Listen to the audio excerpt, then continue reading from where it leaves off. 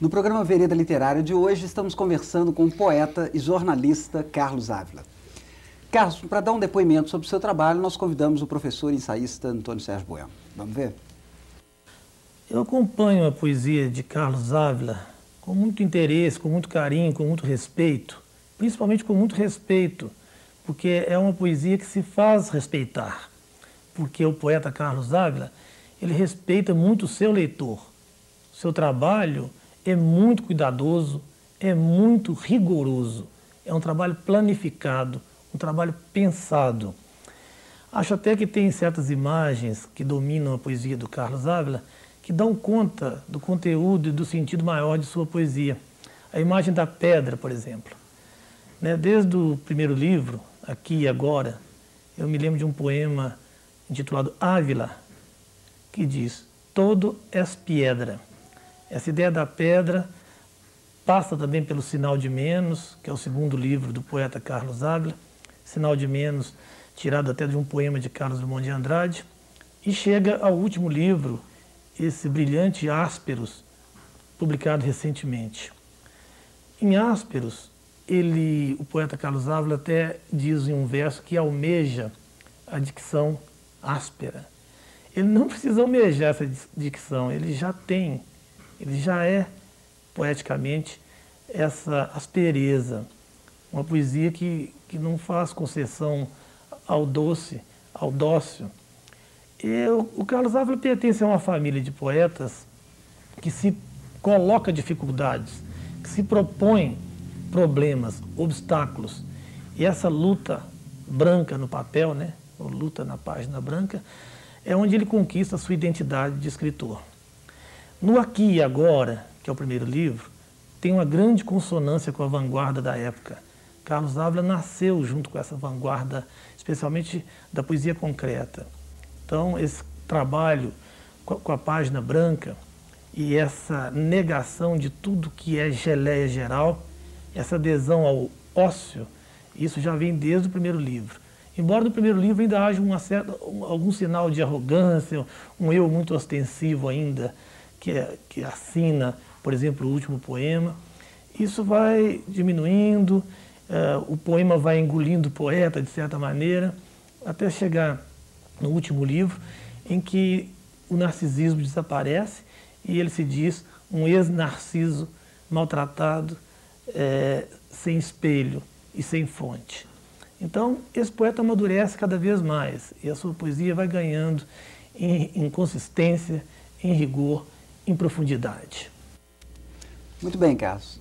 Nós vamos falar agora um pouco desse amadurecimento de obra a obra, mas sem chegar ainda à obra Ásperos, eu gostaria que você falasse para nós, de Aqui e Agora para Sinal de Menos, o que substancialmente se altera no processo da criação para você? O Sinal de Menos é um segundo momento, o livro está dividido em duas partes, uma que abriga poemas mais metalinguísticos, que tem como assunto a própria poesia, o próprio poema, e uma outra parte que já tem uma voz mais pessoalidade, onde o autor dá mais vazão ao seu sentir, ao seu pensar, se coloca mais como visão do eu, mas tudo isso também muito filtrado, muito destilado, muito pensado e medido, em poemas em que a forma é bastante cuidada, Há uma antirretórica, um fragmentarismo assim, proposital, trabalhado, E é um segundo momento em que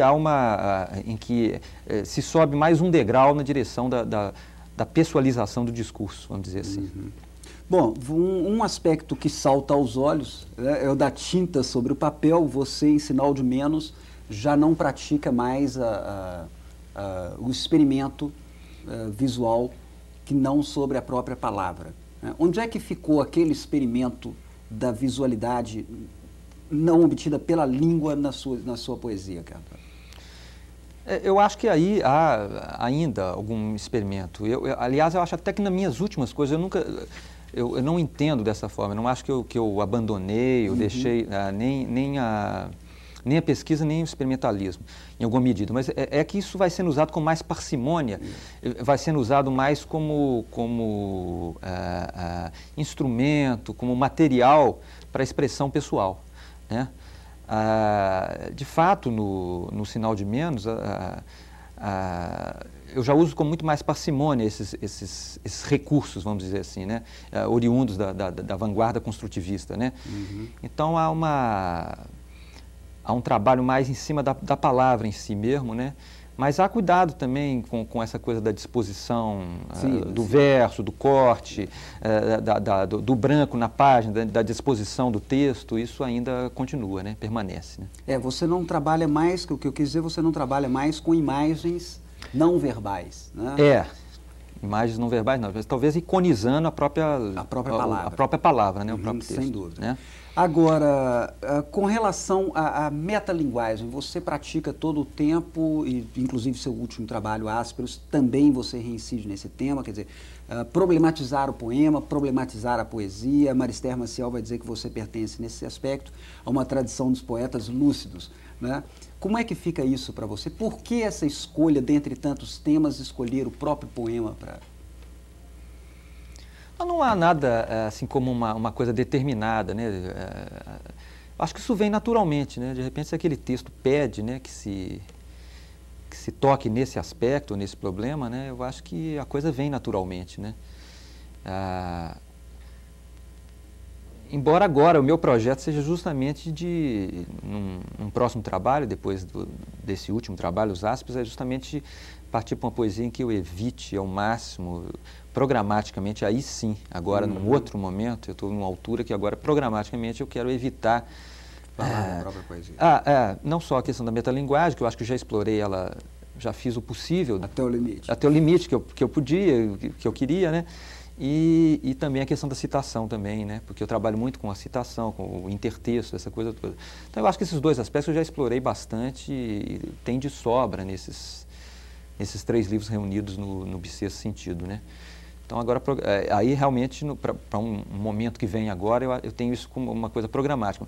Mas como você está me perguntando, aí, anteriormente, essa coisa da metalinguagem não é uma coisa programada, entende? Uma coisa em que eu estou voltado para isso, quero fazer isso. É uma coisa natural. Se o poema me pede isso, pede uma interferência em que tem que entrar uma citação ou uma apropriação, né? Isso eu uso o que está o que está à mão, né? Esse arsenal enorme que nós temos depois de um século inteiro, né?